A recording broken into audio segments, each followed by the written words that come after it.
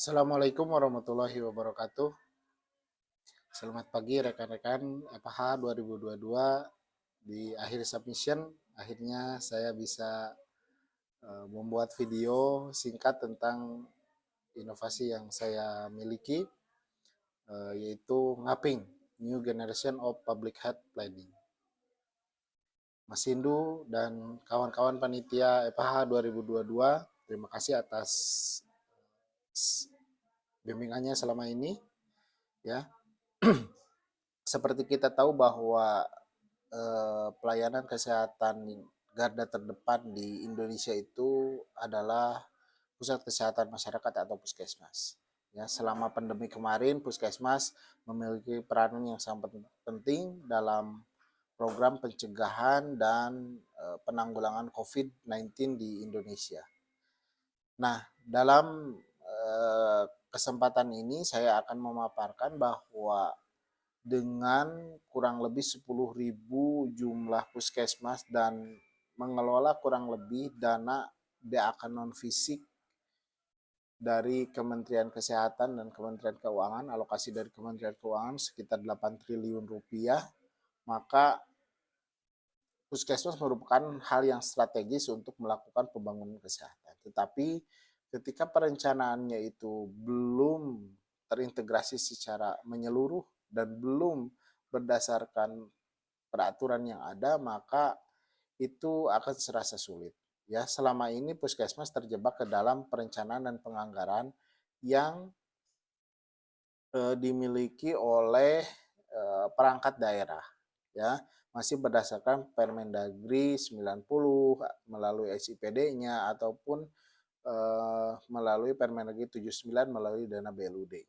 Kalau kita sudah berbicara melalui SIPD, melalui EBLUD, yang ada di sana hanya perencanaan yang memang berbasis kepada kode belanja. Kode belanjanya apa? Standar harganya berapa? Kita berkutat di sana. Ya, belum melalui satu tahapan logical framework yang jelas apakah kegiatan ini penting dilakukan atau tidak.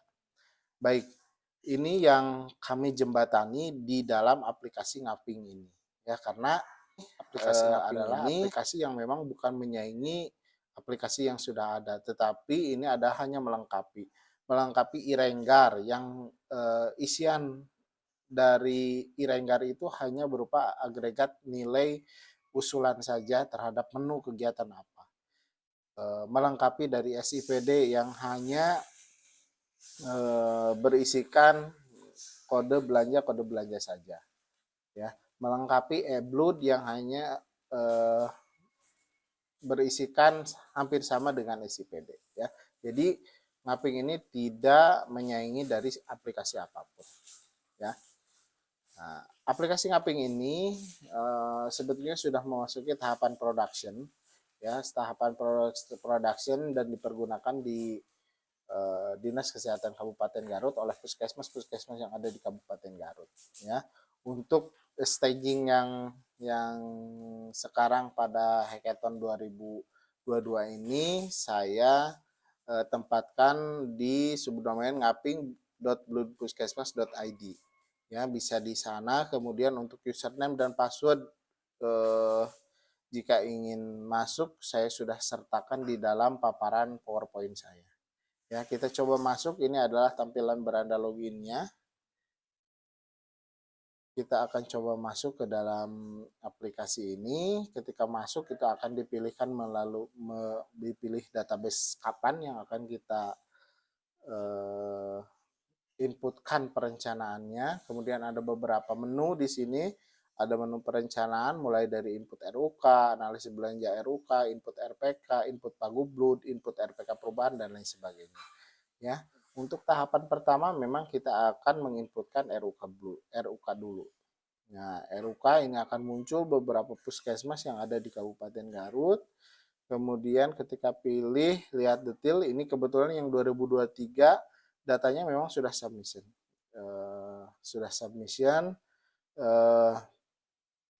Ketika lihat detail dari satu puskesmas, maka akan muncul data nama program pelayanan apa yang ada di puskesmas tersebut.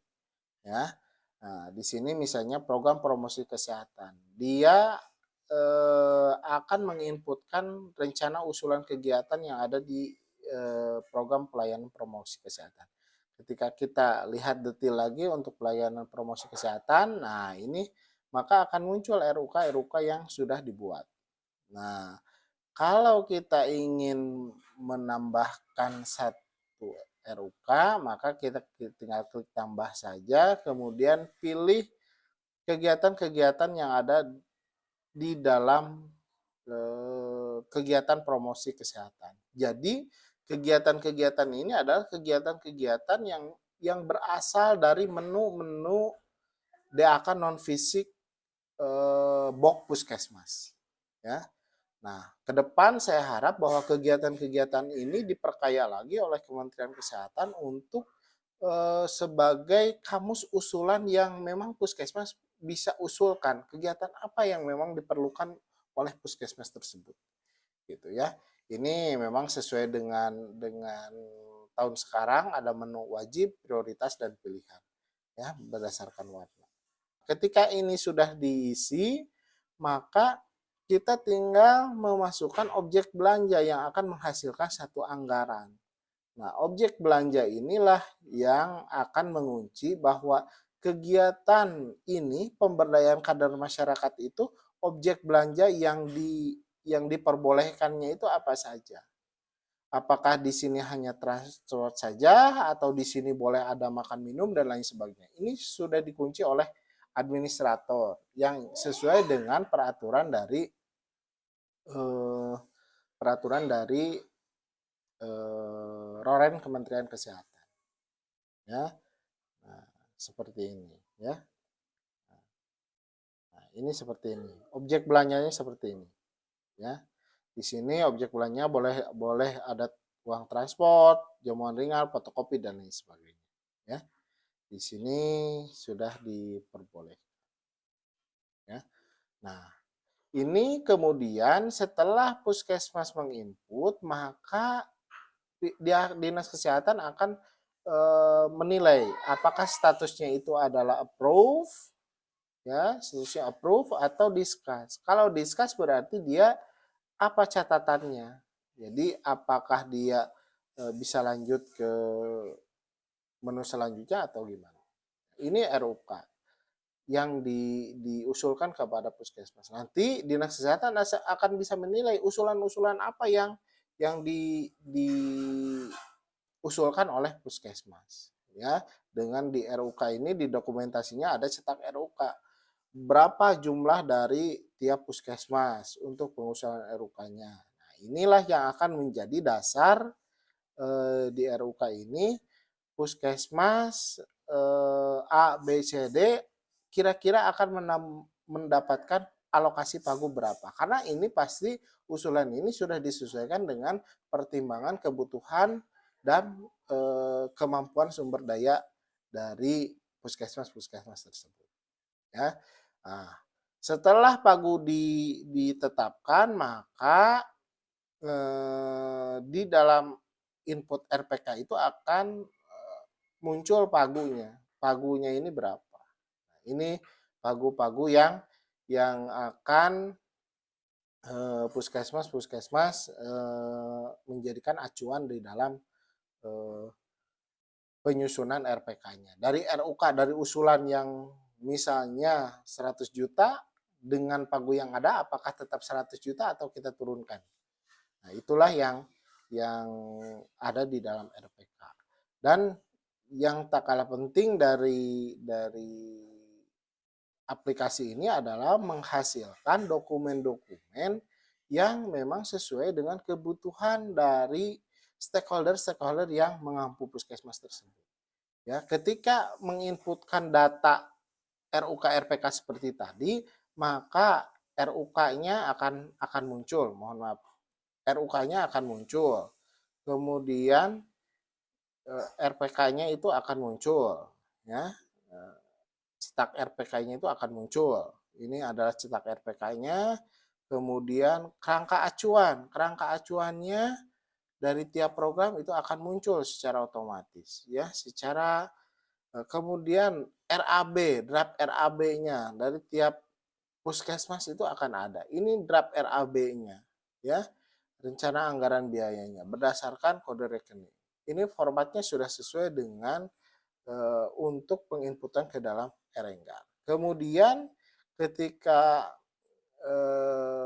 menginput ke dalam Erenggar juga ada daftar rinciannya, dari rinciannya tiap puskesmasnya itu berapa, ya. Kemudian BA, RAB, dan RKA untuk SIPD pun sama bisa dihasilkan oleh kegiatan ini gitu ya. Jadi kita tidak lagi membuat spreadsheet Excel untuk mengkonversi dari dari RUK RPK tadi menjadi satu format Excel. Kita nanti untuk input SIPD tinggal copy paste saja dari kegiatan-kegiatan ini gitu nantinya ya. Jadi ini yang akan mempermudah puskesmas yang ada di lapangan tidak perlu menggonta-ganti format nantinya. Ya, satu kali input RUK, maka format-format yang lain untuk bahan inputan ke aplikasi yang lain itu bisa dihasilkan oleh aplikasi ini. Sehingga tidak perlu pusing lagi dengan pembuatan RUK. Nah, ke depan tentunya memang saya berharap bahwa terhadap aplikasi-aplikasi yang ada, baik itu SIPD, Erenggar, Aladin dalam hal pelaporan, kemudian eBlue dan lain sebagainya, aplikasi ini bisa berinteroperabilitas gitu ya. Sekali input RUK maka ketika posting ke SIPD, posting ke ke Erenggar dan lain sebagainya itu bisa dilakukan dengan hanya mengklik satu tombol saja. Ya, mudah-mudahan dengan mengikuti hackathon ini ya cita-cita kami itu bisa terwujud sehingga aplikasi ini bisa lebih powerful lagi gitu untuk menjembatani missing link dari proses perencanaan puskesmas gitu ya. Jadi tidak loncat gitu ya